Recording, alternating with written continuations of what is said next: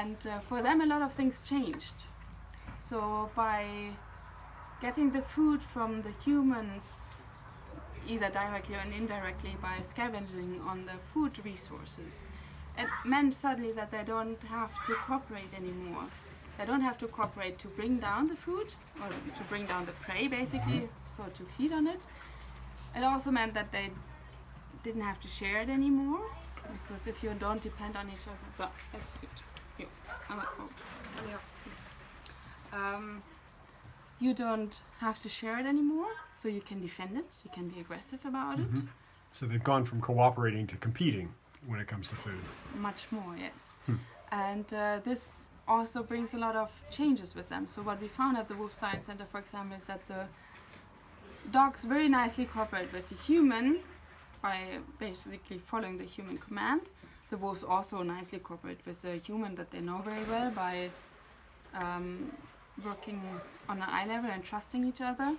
But dogs don't cooperate very well, whereas the wolves cooperate very well with other wolves, as long as they're in pack members.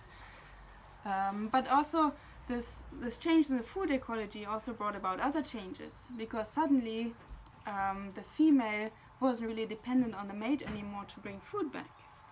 So they can raise their youngsters alone, so there's no cooperative breeding anymore, because they can put that then next to the food resource and just go out shortly to bring back the food. They don't have to leave the pups alone for very long. So the whole social system changed. So then you have multi-male, multi-female groups out there. You have the males competing for access to the female much more than in the family groups of the wolves. You suddenly have males that are sexually active the whole year round, so that changes their whole hormonal levels. So everything changes with that. And I don't think it's just purely based on human selection. So I think it's the dog domestication process. It's really an influence of human selection plus the natural and sexual selection, and this is really interesting.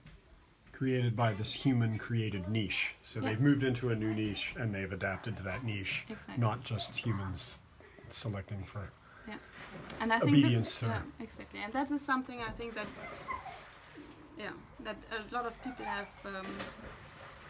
neglected in the past. So really thinking about the dog in its natural environment, where it's adapted to a very good niche, and the dog has done perfectly. I mean, if you go wherever in the world, there are dogs around, but the pet dogs are not necessarily, I mean, they're always around as well, but the majority of the dogs are still free-ranging dogs, because the niche is perfect.